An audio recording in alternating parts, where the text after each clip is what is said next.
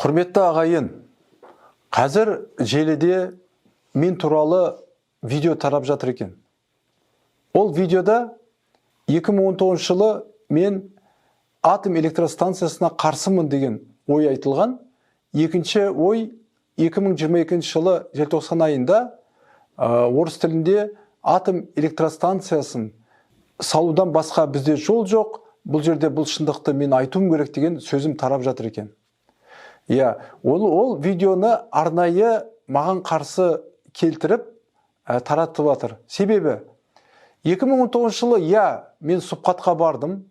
Ол сұхбаттың тақырыбы электрондық үкіметті Сбербанкына беру керек пе деген сұрақ болған етін тақырып.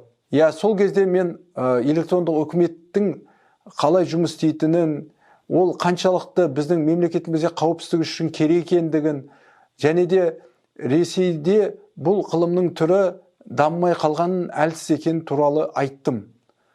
Сонымен қоса мен айттым, біздің мына көрші елдер атом электростанциясын салу ойлары бар.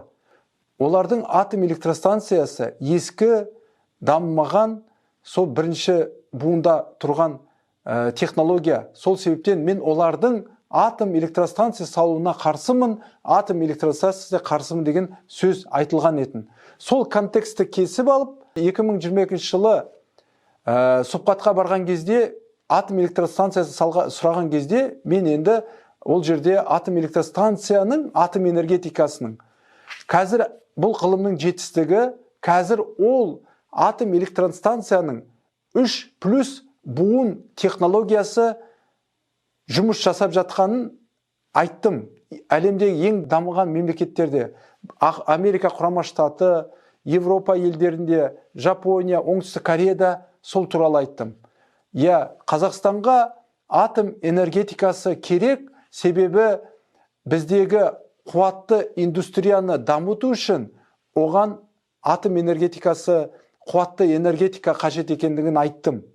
Ал жел, күн сәулесінен туындайтын энергетиканың көзі тұрақсыз екендігін айттым.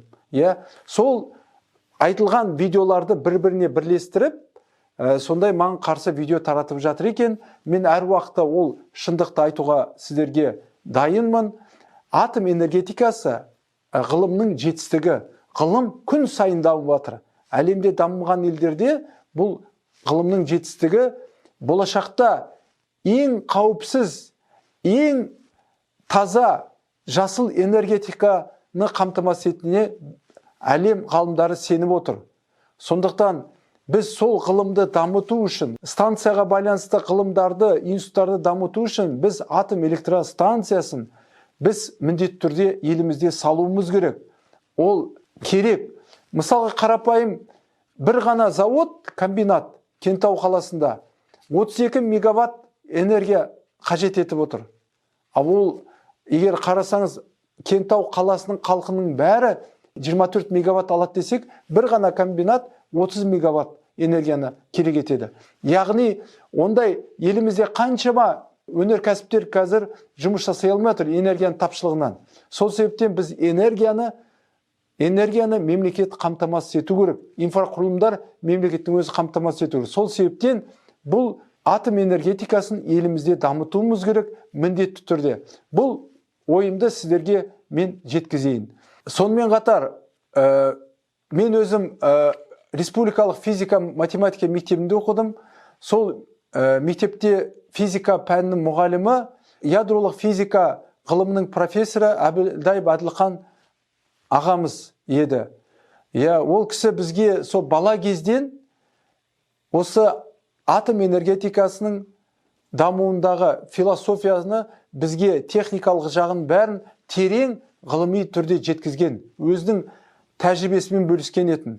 Содан бала кезімнен атом энергетикасы ғылымның жетістігі екенін мен білемін. Сол себептен бұл энергетиканың түрін біз елімізде дамытуымыз керек, ағайын. Осы видеоны таратуларыңызды сұраймын. Өйткені бұны халық білу керек. Рахмет баршаңызға.